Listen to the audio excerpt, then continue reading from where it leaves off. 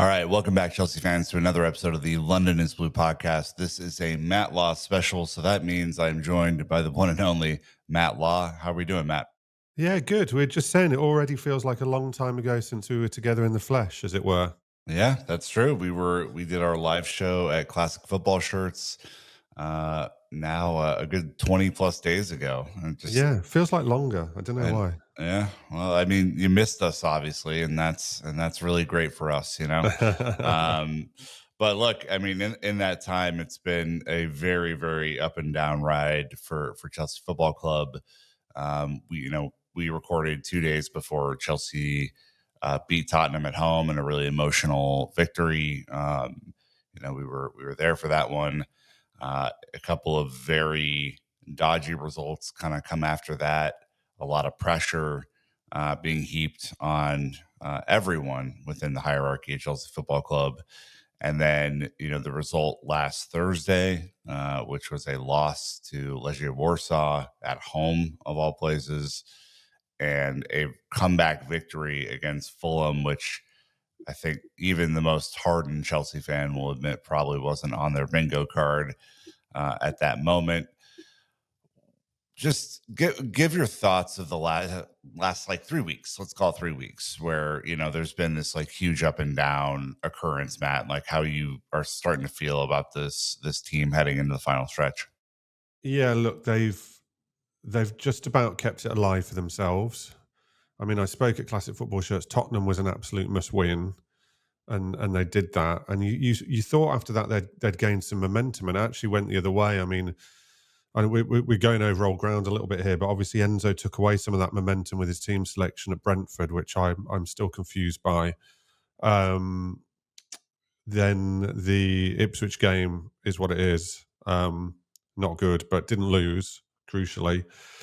And then, which made Fulham must win again. It had to be a win. They're in that stage now, and to come back like that is big. I know it wasn't a convincing 90-minute performance. When was the last time there was a convincing 90-minute performance? I know you speak a lot about that. I've listened to your other pods where you've quite correctly talked about that. And yeah, nothing about it is convincing. Let's put it that way. You don't sit here thinking, "Wow, this happened, and now I'm convinced this can happen and this can happen." But they've kept themselves alive. The Tottenham and the Fulham victories have kept themselves alive. I'm sure we'll come on to all the different permutations, but I'm fully now of the opinion they're going to have to win 4 or 5 to do it. Oh yeah, absolutely. If not win out with the way that everyone else is playing. I think just on the full 90-minute performance versus, what we have seen from this club for the entirety of the season. Levi Colwell even comes out after the Fulham win, which is, again, it's an emotional win. It's a derby win. They left it incredibly late, but of course, the Neto strike is one of the moments of the season up to this point. He said we all knew the first half wasn't good enough. So in the second half, we knew we'd have to sit in, dig deep, and show how much we wanted this win. I think the second half you saw a different Chelsea, and that's the Chelsea we need to start with every game. He also mentioned it keeps us pushing for a top four finish to secure Champions League football, which is what everyone wants, and a club like Chelsea should be playing in the best competitions. Pedro Neto comes out and says, I think it could be a big part of the season for us. We showed character. To be honest, I have no words. It's not easy to spend all season in the top four. And we were out before this game. The character the team showed. We need to now think about Everton. I mean, we've seen this like tacit acknowledgement, Matt, throughout the season, not just this game, that well, we didn't play well for a half, but then we really played well for a half. It's like, and it was part of the reason why a couple of weeks ago I started harping on this. You don't know which half Chelsea are going to play. You're certainly not getting a full 90 excellent performance out of this team, and it's not just this team's problem. You haven't had full 90s from a Chelsea team in the league for a very long time. What do you think is going on with that? Because I think there's a lot of frustration within the fan base that you just don't know is Chelsea in an emotional game going to turn up? Are they not going to turn up? Like, what do you think's happening there? Yeah, I mean, I can't work out why there'd be any correlation to other seasons. I mean, I take your point that this isn't something that's only happened this season, but I can't work out a theory how it would Hmm. correlate to other seasons. I just can't in my head work something out of how it would correlate through. So I'm going to just talk about this season. I can only put it down to the lack of experience and leadership. Um, in the team, and then also the lack of experience on the touchline. That's all I can put it down to. I Mm, can't find another reasoning for it. I would say that around the sort of November December time when Tottenham and Chelsea did have their purple patch, um, that there were some 90-minute performances in there. I think there have been. There's not been many, but there have been some 90-minute performances in there. Um, and but then since then, certainly not. And also, even within the good halves, I mean, even in that Tottenham game, which I thought was generally very good, the last 10 minutes became a nervy, chaotic ending, like mm. we've seen a lot as well. And again, I can only put that down to attitudes, to character, to leadership, to experience, and also experience on the touchline. What's the messaging like? What are they getting from the touchline? What aren't they getting from the touchline? Substitutions, although we do have to give Maresca a lot of credit for his substitution at Fulham because that paid handsome dividends. Um, and that's all I can really sort of gather from it, that they don't have the concentration and the mental fortitude to do it for 90 minutes. They get ahead in some games and they start quickly, and then they once they get ahead, they seem to switch off. And then other games, they will start so slowly and it's whether then they can battle back or not. Sometimes they do, sometimes they don't. It seems to be one thing or the other with them. And then just look at individual performances. The manager has highlighted a lot, so he's an easy one to pull out. But Madueke, we all know, can go up and down in games so fast and go missing, and then suddenly be incredible in games. And that they need a consistency of performance to get them through a full 90 minutes. But it hasn't been there for a long time, and generally hasn't been there this season. Let's talk about the European places, Matt, and the consistency that will drive whoever ends up finishing in the top five into the top five, and then beyond. Liverpool, Arsenal, City, in my mind, as it stands today, have done enough to kind of secure themselves into those places. Obviously, Liverpool's one win away from winning the league. Arsenal very comfortable. City now, in my mind, have done enough to pretty much cruise the rest of it. So what this leaves is two Champions League spots, a Europa League spot, and a UECL spot for uh, probably let's call it 5, 6 teams. So Yeah, basically, I would from just add if Crystal Palace don't win the FA Cup, which I'm obviously hoping it'll be yes, two Europa League spots actually, fifth, sixth, yes, and seventh. But yeah, sorry, carry on. yes, yeah, correct. Yeah, the coefficients doing numbers on my head right now. You have Forest in currently sitting in fourth. You have Newcastle currently sitting in fifth. You have Chelsea,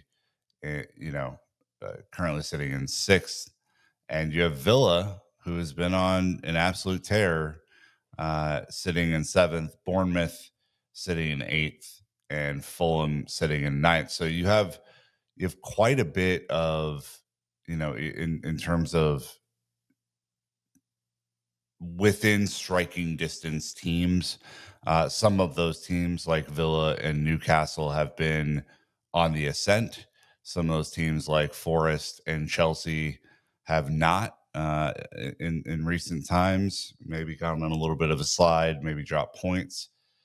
So it really does leave four teams for fighting for those last two Champions League Yeah. spots. Um, we could talk about the schedules and all that sort of stuff coming up, but what's your theory of the case right now, Matt, on the four teams fighting for the two spots? So I'll start at the bottom of them if you like. I'll go up from seventh. I don't think really below seventh are going to get Champions League. So Villa now, having lost to Man City, would have to win 4 of 4 in my mind. Um, I think you've got to get to 69 points. I mean, that's high, by the way. I think Hmm. the season by season Premier League average on fifth place is about 66. And I Hmm. remember writing a couple of months ago about this. And a couple of months ago, it was tracking as fifth would be more like 64 points rather than 66. 66 was a couple of months ago tracking as too high. And it looked like you'd need less points than normal. In actual fact, thanks to teams like Newcastle and Villa all of a sudden having big runs, it looks far more like it's going to be more like 69 to really make yourself clear. Now, it could end up being 67 or 68 because teams do wobble at end of seasons and you do get some funny results. So Villa would have to win 4 of 4, I think. Chelsea would have to win 4 of 5, and the others have got a little bit more leeway. It's also whether someone throws a really weird result. And Villa losing at Man City last night, they lost in the last seconds or whatever, heartbreaking, but not an unexpected defeat in many ways. They've all got games where you would automatically mark down win. Newcastle have got Ipswich at home this weekend. I think in a couple of weeks, Forest have got Leicester. Villa have got Fulham at home. I know not as easy, but a lot of people would be writing that off as a win.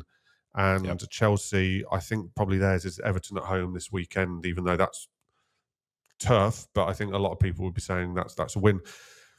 It'll be interesting if any of them slip up anywhere in any of those and draw or lose one, because if they do, that changes the complexity of the points. I mean, clearly Villa and Chelsea have got it all to do.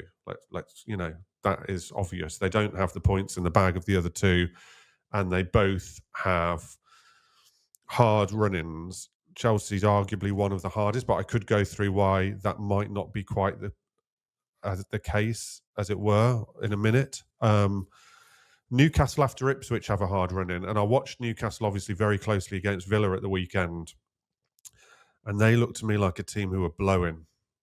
I know they've been on a fantastic run, and it might have been a one-off, and they might get straight on a run, but they are using the same players over and over and over and over again, and their fullbacks and their midfielders were absolutely blowing at Villa.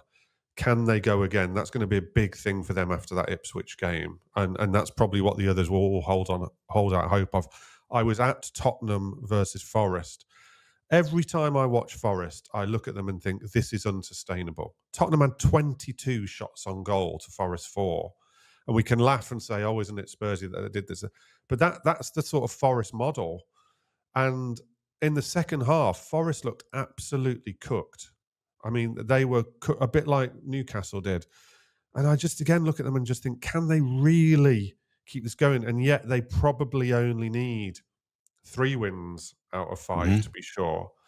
They've got some favourable fixtures for sure, but they did lose at home to Everton the other day. Will they wobble? Will fatigue catch up with them? It's going to be fascinating.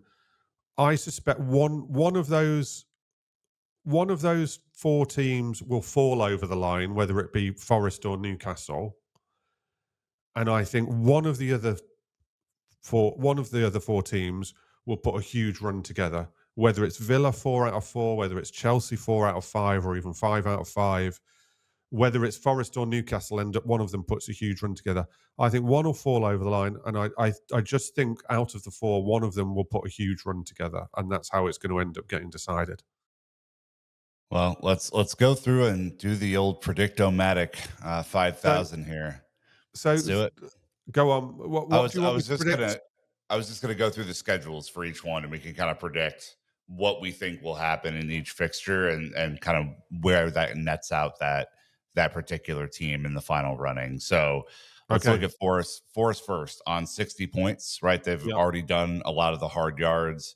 Yeah. You mentioned they're maybe at the end where they're just trying to survive this They look last a bit run. like Villa last season. Do you remember Villa last season? We limped over the line and flopped over it. They look a bit like that.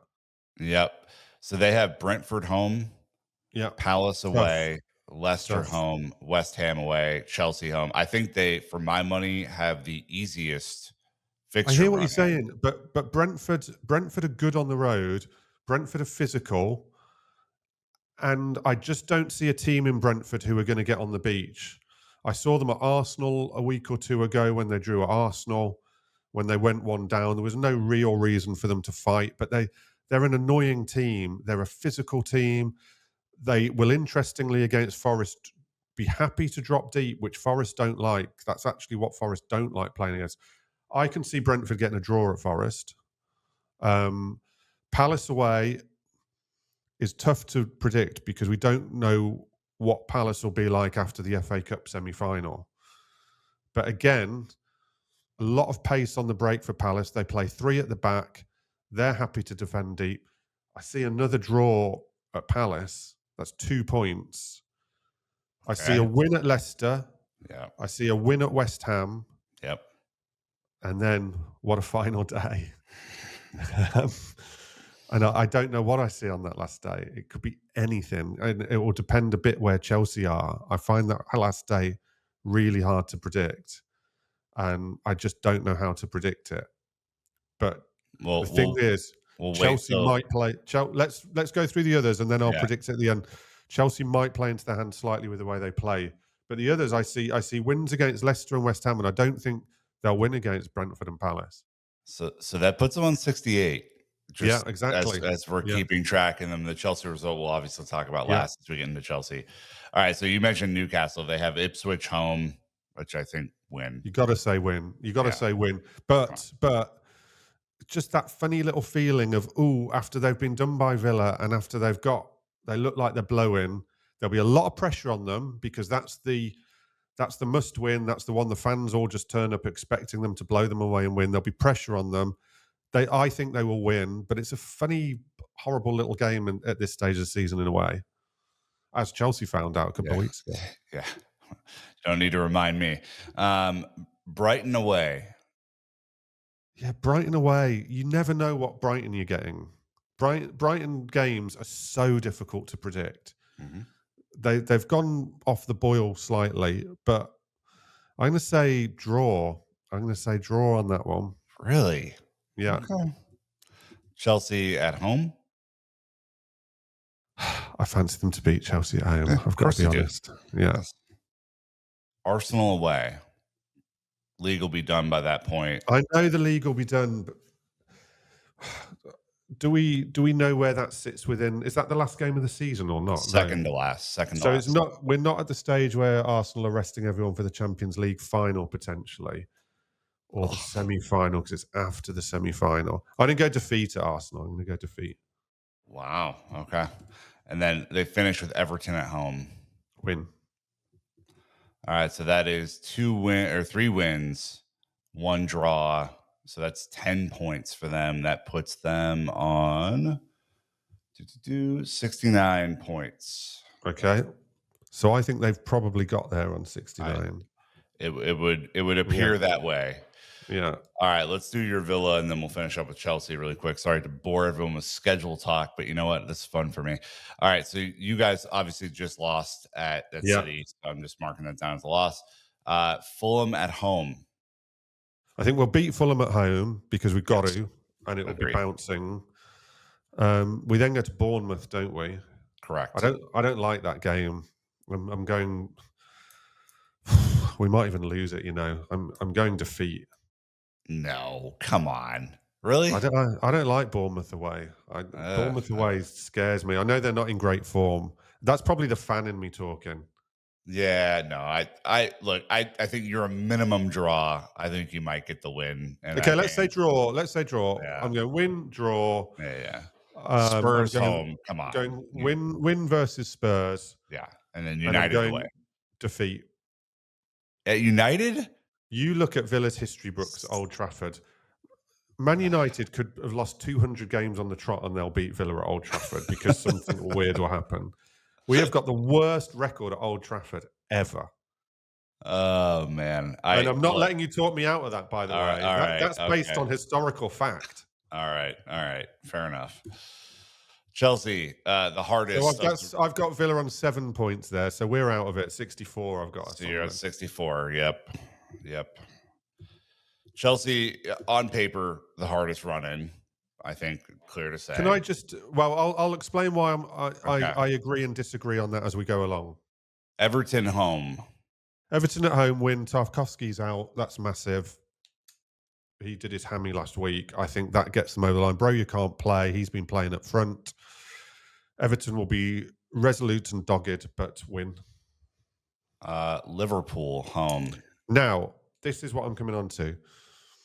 You guys have got to pray with all your might that nothing weird happens and that Arsenal win. We're talking Wednesday night. Arsenal win tonight, and then you want Liverpool to wrap up the title against Tottenham so that they go on the piss all week next week, and they turn up at Stamford Bridge still pissed.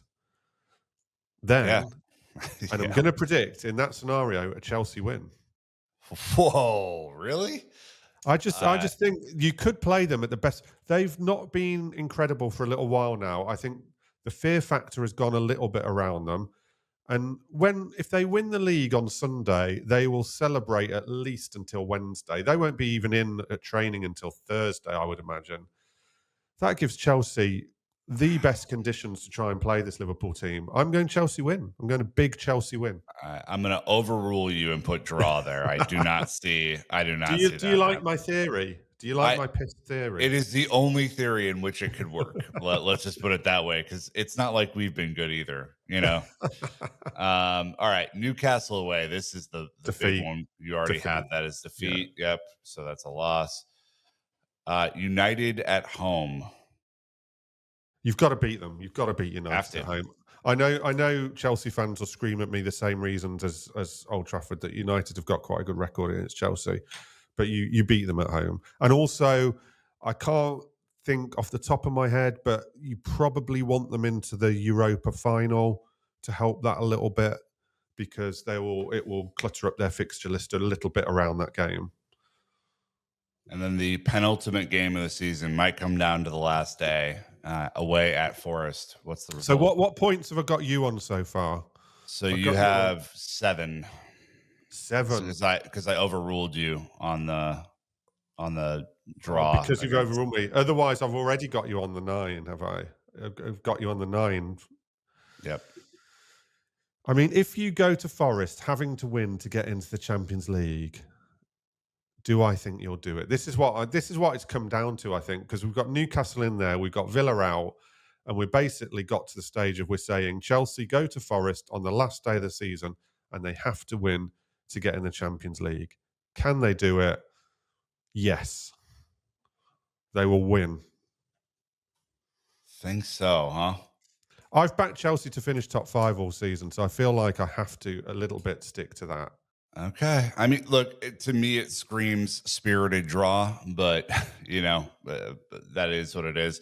Just giving you the heads up that even in this scenario, because I've overruled you on the But Liverpool home, what we end up with is Newcastle on 69 points, yeah, Forest on 68 points, Chelsea on 67 points. with the win at Forest, but you're only giving me the draw at Yeah, Liverpool. I'm only Okay. I'm only giving you the draw. Liverpool home. I do not have the confidence to assume a win, and then Villa on 64 points. So even in this scenario where I think we have given and taken a little bit, Chelsea are sixth and miss out on the places. You also have the wrinkle of Spurs or United doing whatever the hell is going on Oh, in that my competition. notifications and Twitter on that are going all over the place, and the angry emails I'm getting because I wrote a piece about how ludicrous I think it will be if one of them gets into the Champions League. So yeah, don't talk to me about that. I wish I'd never voiced an opinion on that, to be quite honest with you. So that top five obviously still isn't like completely set because you have two teams who could potentially bounce another team out. I mean, we're going to take a quick break here and then we'll kind of talk about the implications of what happens if all of these scenarios come true. So let's take a quick break. We'll come back to it. Thanks to the sponsors, and we'll be right back. All right. So we just went through a scenario where we kind of plotted out the 5 remaining fixtures for every one of the 4 teams that are really considered to be in the race. I think you predict Chelsea finishing higher than I do. Potentially finishing in 5th spot. Yeah, I predict Chelsea will finish in sixth. I'm going to throw some scenarios at you just in terms of like vibe and if there is any like concrete action that's taken, i.e., change in management, change in leadership. Um, Chelsea finish in the Champions League spots and win the UECL, assume that everyone is safe and we're riding high into next season. Enzo's God, new contracts all round, knight him. That's funny. Okay. Chelsea finish in the Europa League spots as I predict and win the UECL. Um, yeah, it's gonna it's gonna depend slightly on circumstance here. There are different ways of finishing in the Europa League.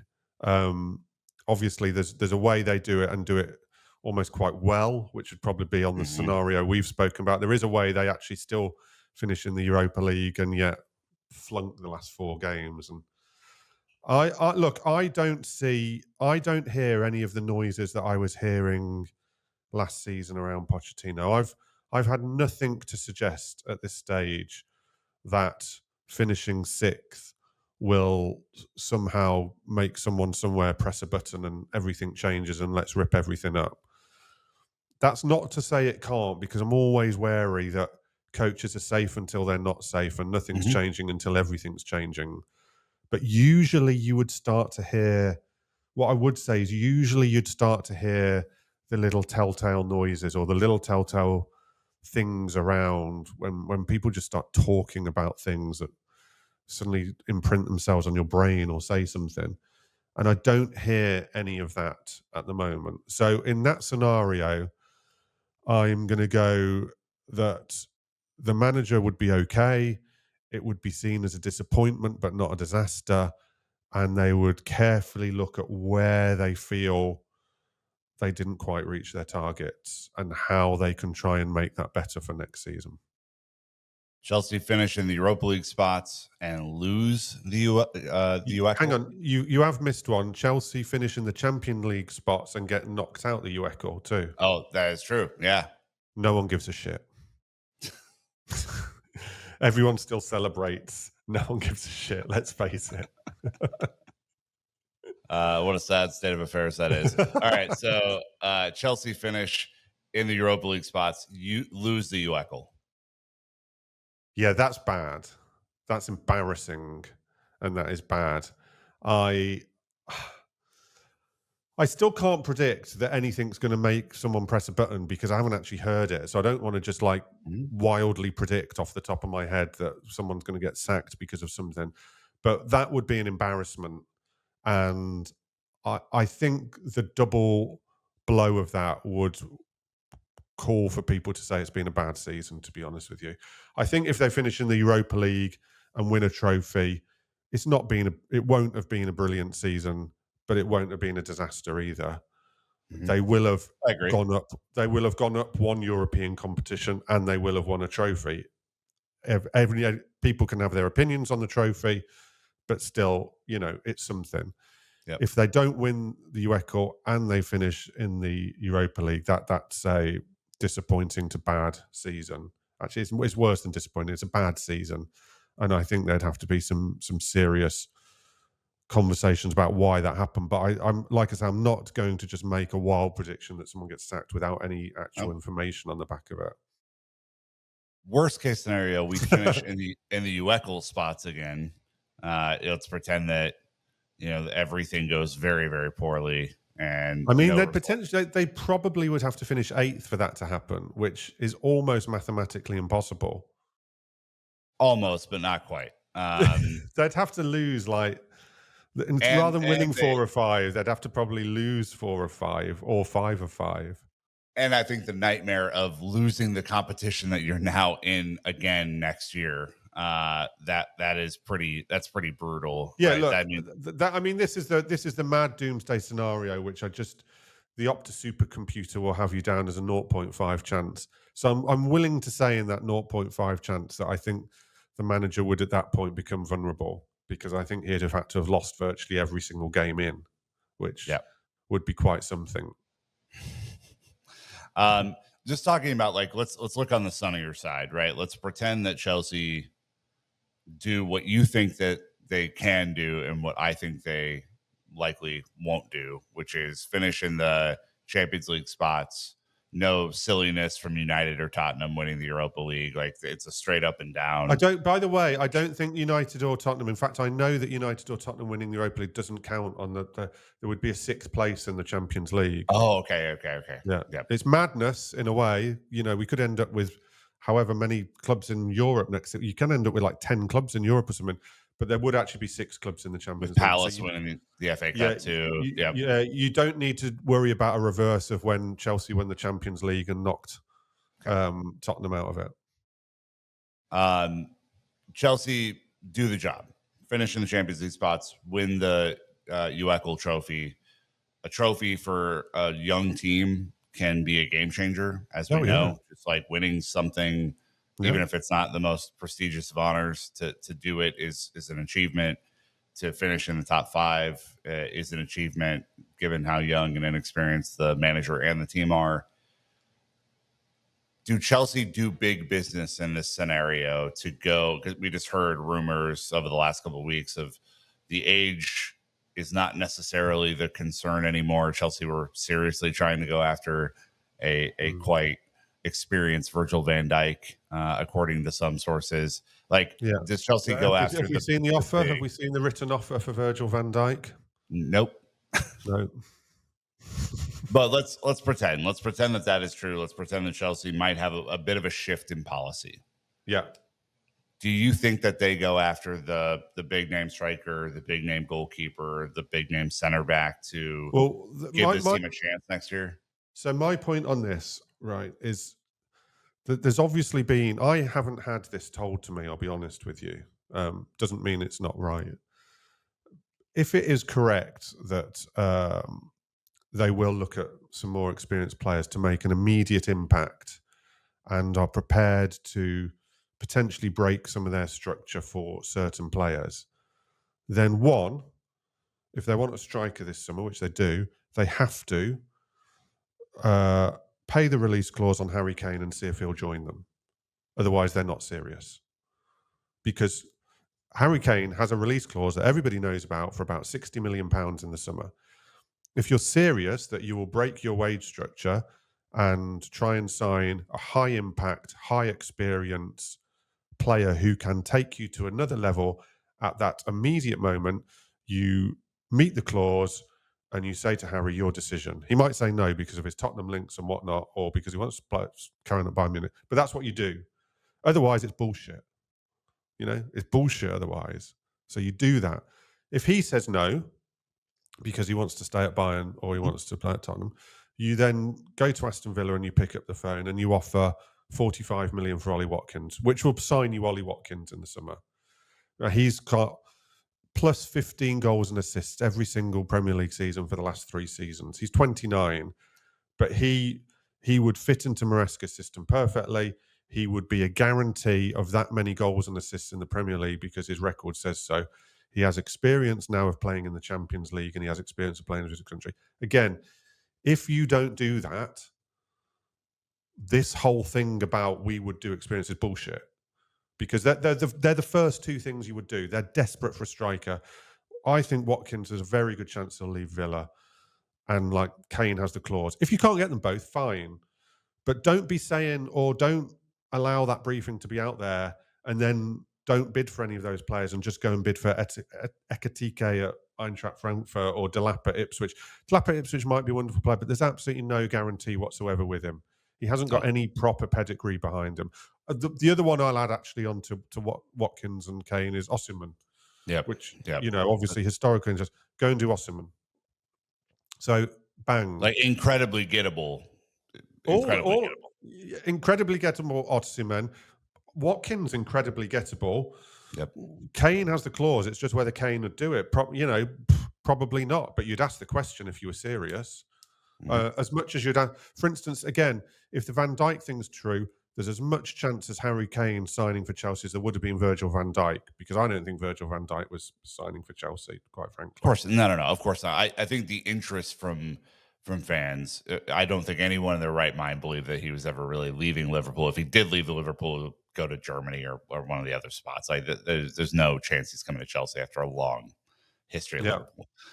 But I think the interesting part to fans is this strategy has been executed upon, and to a lot of Chelsea fans has been executed upon poorly. The fact that there might be a little break in the system, an admission that perhaps going full youth and letting them evolve and fail and evolve and fail and evolve and fail to the point where they finally get it right after 5 or 6 or 7 years might not be the best way to, one, stay financially solvent, and Yeah. two, keep the fans on board. I think interested a lot of people. It interested Oh, me no, I great. get why it's interesting. Like I say, though, the proof will be in the pudding here Sure. because there's loads of well, there's loads. There's some definite things where if they don't do it, that whole thing, and they might not briefed it. That it might not be the Hmm. club who briefed it, but that whole thing around, or they might go for experience, will be disproved very quickly, or it'll be Yep. proved. The other one, and I know he's not a key position, but I watched him last night. Again, if you're serious, you make an offer to De Bruyne because De Bruyne was superb against Villa last night, and he's still got it, and he's got so much experience. He's got so much leadership quality. He might not be the position, but he is absolutely everything that Chelsea need. I know he has the history with Chelsea and all sorts, but again, for me, you go and put an offer to De Bruyne. Come on to go. Who's on his way out. I mean, he's leaving Oh, City oh yeah, he's leaving regardless. City and he's free transfer. Yeah. So you go and do De Bruyne for me, or Mhm. you go and try and do De Bruyne because again, it's the exact same thing. It's the winner, it's the mentality, it's the culture Mhm. setter, it's the leader. He might not play every single game, or you might have to juggle things around a little bit. But again, he is that sort of player. And believe me, I've watched him 2 or 3 times the last few weeks. He's not finished. He is not finished. He's a long way from finished. Um, and then the other position, I can't for the life of me after Van Dijk come up with a example for central defender. I That think the one that's out there for Chelsea is Mark Gurhey. Like yeah, that's the one. Gurhey would be a good signing, and he is a leader, but he's different from the others I've spoken Correct, about. correct. Well, he's actually no, he's not different from Watkins in a way, but he's different from the others I've spoken about. But yeah, put it this way, Gahey for me, I think they're definitely. I know there's been some reports out today. I've written about it today. They are definitely leading the race for Hyson at Bournemouth. I think there's a very good chance of that happening. I think he's a very good player. He's what Maresca wants. He's a ball playing centre half. He can either play with Fofana or play when Fofana is injured, and Chelsea don't lose what they lose while Fofana is there. I get it, but for me, you want a slightly different profile, even if the talent and the ceiling of talent might be a bit different. And I would prefer to see them sign a Mark Gurhey over a Hyson, um, That's what I uh, or as well as yeah. um, if they can Yeah, do it as well as. if you're gonna blow up the center back room, you might as well blow up the center Yeah, back room. I yeah. mean, And then come on to goalkeeper. Well, we still don't know whether they'll sign a goalkeeper. And I wrote about the fact they will definitely have this review, and if there are options out there. But goalkeeper, this would be a controversial one. Would you go and have a try on someone like a Pickford or a Martinez? Because again, highly experienced leadership qualities in both of those goalkeepers. They would. I don't see it in a million years them doing either of no, them. But no. again, if we're talking about a change of policy around, there are players, and they wouldn't do it on every position anyway. They'd probably do one. Let's face it, they'd probably do one. They're not going to start signing a 30-year-old in every single position. That's just not No, going to no. happen. They're not going to rip up the philosophy. So they're probably talking about one. So that one is either the striker, and you've got Kane, Watkins, Osimhen as choices.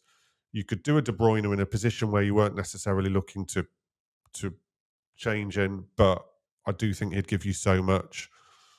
Or you do it in defence or goalkeeper. But the proof will be in the pudding because it's easy to say they were interested in Van Dijk, or they'll look at experience and they're willing to do this and they're willing to do that. There are options there. So if they don't take them, we know it however that those reports have come about or that theory's come about that it's bullshit. If not, Yeah. I mean, it's an interesting theory, right? Because like, an Oblak at Atletico Madrid is an experienced goalkeeper, a yeah, there you winner, go. Yeah, there's another one. prime, Yeah, of his career. Only has a couple of prime years left. Wouldn't be the long term solution, but that's the sort of like, to me, if Chelsea are truly going to, in this very narrow scenario of being in the Champions League next year, as currently constructed, I think we don't get out of the group. Like that's the it's that's the impossible not scenario. to get out of the league phase. You have to finish under number 24 or something. I mean, City almost didn't get out of the league phase. What are you But they talking about? did. But they did. I know, but they were like 20th for a lot of that stretch. It was brutal, You'd man. get out. You'd get out the league phase. You'd get out the league phase. But I do think. I mean, look, we're looking well ahead of ourselves. I do think they'd be in for a tough season with that dual demand if the profile of the squad isn't changed quite significantly. Particularly given that I do think some of Enzo's inexperience has been shown up by when he's tried to juggle between Europe and the Premier League, and juggling between the Champions League and the Premier League is a completely different fish altogether. It's very, very difficult. So, yeah, I do see that it would become a lot more difficult. I mean, I've got to say, Oblak's a good example. I can't get past you trigger the Kane clause and see what happens. You say to Kane, "You've won your trophy. You've won. Bayern could win the Bundesliga this weekend. You've won your trophy. Come back to England, set the Premier League records. Come back to London. Tottenham can't afford to sign you. They're not going to pay your wages. Come back, do it. We will base a whole new team around you. You will be everything for this team. You'll be the captain. You'll be the leader of this new team. Right? You can set all the records. You'll play every single game you want, and hopefully, you will also win some more trophies." Yep. Let's finish off this one right after the break, because it's a fun thought exercise, and I loved kind of doing these, working through these with you. Let's do our final ad break, and we'll talk a little bit about Maresca. We'll talk a little bit about player performances and a little bit on Josh and Ty, who have been very good for Chelsea lately. So thanks to the sponsors, and we'll be right back. All right. I think you mentioned Maresca right before the break, and I have had my thoughts on his recent, not only performances but his recent, I think managerial press conferences, and the way that he uses language to kind of communicate his points across. I think that it has come off like a guy who's kind of searching for answers in a lot of ways and doing it very publicly. It hasn't been my favorite. I'm not going to beat a dead horse there, because I've received feedback that I was too harsh, Matt. So let's leave it as Feedback it's from not. who? Oh, listeners, yeah, Oh, okay, yeah, okay. yeah, oh yeah, oh yeah. And it is what it is. It's not the first time. It should not be the last. But I mean, you, I think, have a different perspective because you're in the room with him, asking him questions and kind of seeing the way that his mannerisms come across in real time.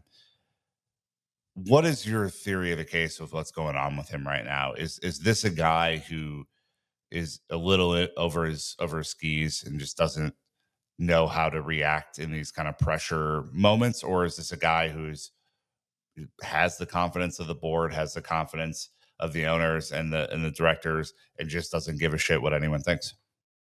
He's a guy who is doing this for the first time. Hmm. He is what he is. He's inexperienced at this level. It's his first managerial job in the Premier League. It's his first big club managerial job. And he is inexperienced. And Chelsea decided to go with that inexperience. And they have to accept that that is partly what they appointed. Yep. And he's definitely inexperienced. And we are definitely seeing signs of that. That's not to say that will all blow up in his face, but we're definitely seeing signs of that. Some of the mixed messaging, I think, is definitely inexperience. Some of the rather blunt messaging that can be looked on as being slightly disrespectful to the fans, let's call it as it is, I think is inexperience as well. I do think he's stubborn. I think he means it when he says, "I play this way and no other way," and he isn't changing. It's not going to change. I don't think it can get better because the team and can get better at playing his way, and they can sign better players to play his way. But he's not going to particularly evolve the way he plays. That is it. You like it or you lump it, and he's made that clear. And I don't think him saying that part is an experience. I think he genuinely is stubborn. Um, Look, I think he's. I think in the second half of the season, we've seen where he still needs to develop in terms of squad management and messaging. I do have sympathy though in the fact that this is the guy they appointed. You know, they appointed the Mhm. Leicester City manager who had never managed in the Premier League, who had never managed a club where everything you say gets scrutinised, where every little thing you do gets scrutinised, where if you walk past the fans without, acknowledging them, it's going to become a thing.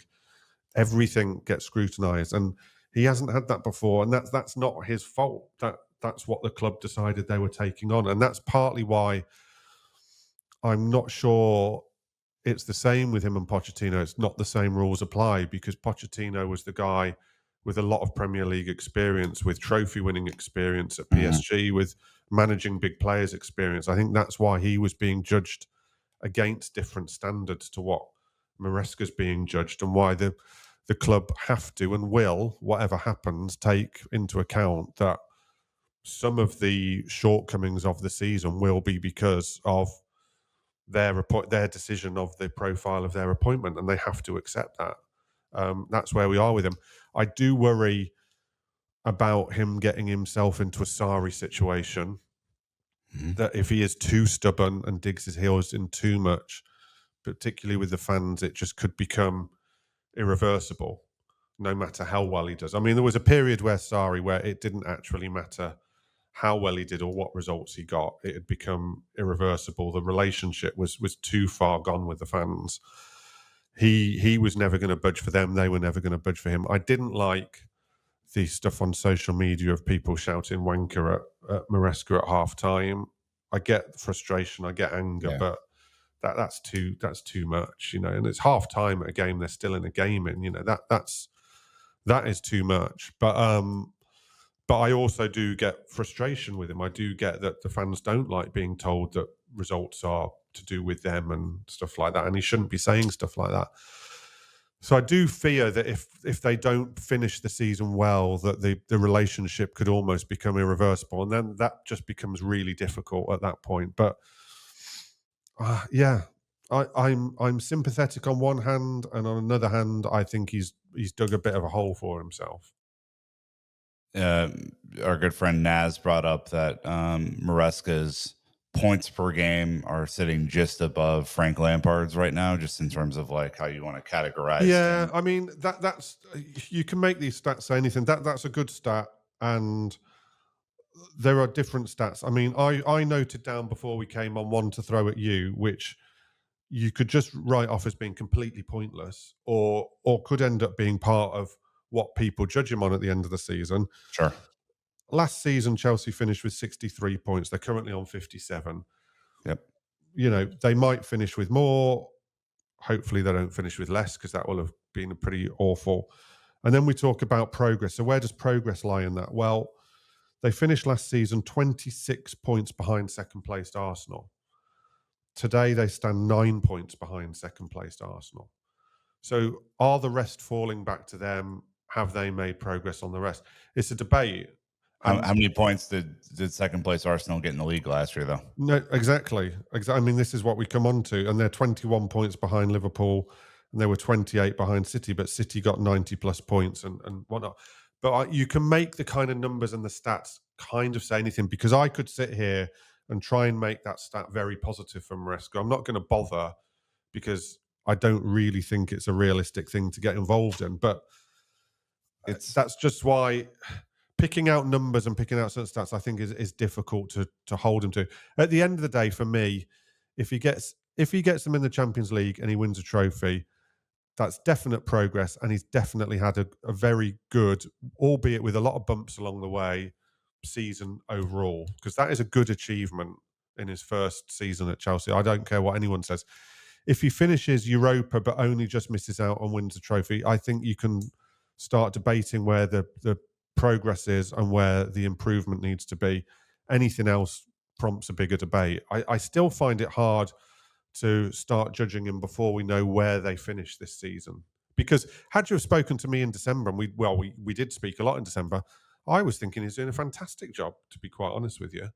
I so that's I think the point of where we have kind of broadened out our perspective on the performances. We talked a couple of pods ago. Chelsea, and they're probably just slightly above where we were previously because of the draws and the couple of wins. But up until I think we talked after Ipswich, we were just ahead of United from points from the when we took I a listened dip. to your part. Yeah, I listened to the Right, part. like, so this is not like we're just like one result equals bad, one result Yeah, equals great. This is a pretty damning stretch for Chelsea where they were on a high and fell off of a cliff. yeah, yeah, And coincidentally, we're being told, no, no, no, we've never been better as the ship sinks into the ocean. Like that to me is just nonsense. And like we all have eyes, we all can see what's going on. We have the ability to contextualize things yeah. differently. Like,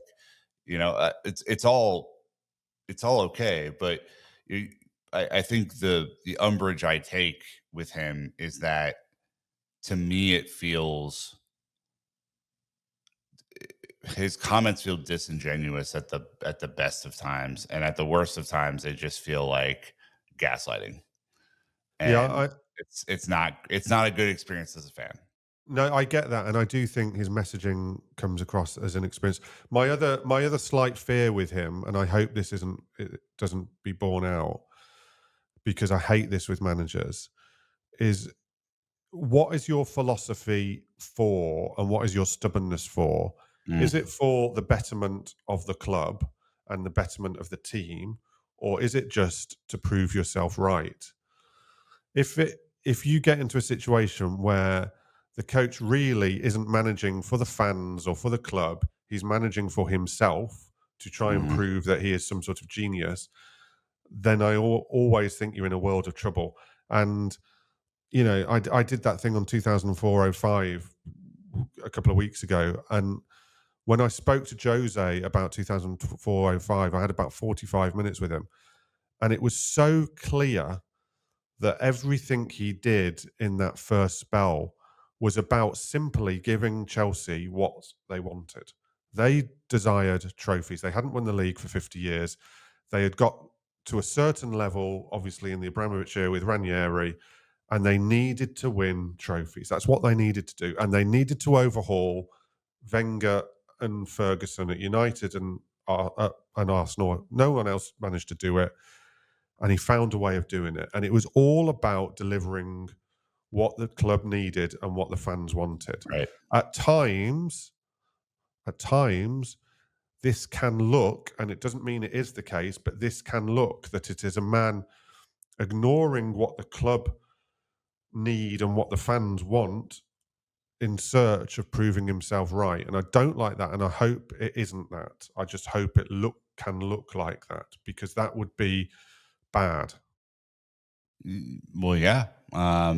We have a lot of other context to talk about, and I do hope in our next episode we can touch a little bit more on the Mourinho Chelsea 0405 team, because I think like one, it's happier days to think about, and two, I think there's some real nuggets out of that piece that I think as a young manager, someone like Maresca, even if the system and the communication style is vastly, vastly, vastly different, that there's something that you could take in there. That this is you know a, it was a team that mostly hadn't won anything. There are a Mm. couple of Yeah, things, a exactly. couple of seasoned, experienced players in there, but a lot of that team was brought together in kind of an instant, Yeah.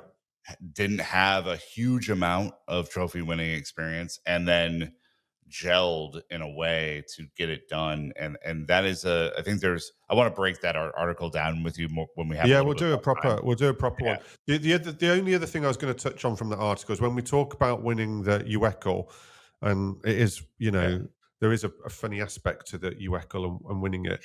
But Jose said to me about the winning the old Coca Cola Cup in the February, the now Carabao Cup, and he said it's a small trophy, and he did use the word it's a small trophy, but he said it's even important to win small trophies. Like Mhm. that small trophy is very, very important because you show you can win, you show other people what you can do, and you show yourselves you can win. And he said, so even if it's a small trophy, it doesn't matter. And I think there's probably something there for the UEC for Chelsea and this team that we might all laugh if they end up winning it, playing not very good teams and everything. And it might be the smallest of small trophies these days, but it can still be important for them. It can definitely still be important for them. And it shouldn't Yeah. be completely dismissed. Although, as I say, if they win that and don't qualify for the Champions League, then, it will be a very small consolation, I would say. Small consolation indeed. We obviously will be talking very soon, and by that point, we'll have a much better understanding of where Chelsea sit in this kind of race for top five and or whatever else happens after that. So, Matt, thank you for the time today. Appreciate everyone who tunes into these. Hopefully, you got a little bit out of our hypotheticals in this podcast, I of just which there hope no were one's made many. a note of it. If someone's made a note of it, I'm in a world of trouble. Matt, it turns out these podcasts are recorded and published for people to reference whenever they want. So, but look, Chelsea fans, a lot of stuff coming up. Everton, big one at the weekend. You get that one done, and then you kind of just keep moving one game at a time. The old cliche. But until next time, you know what to do. Keep the blue flag flying high.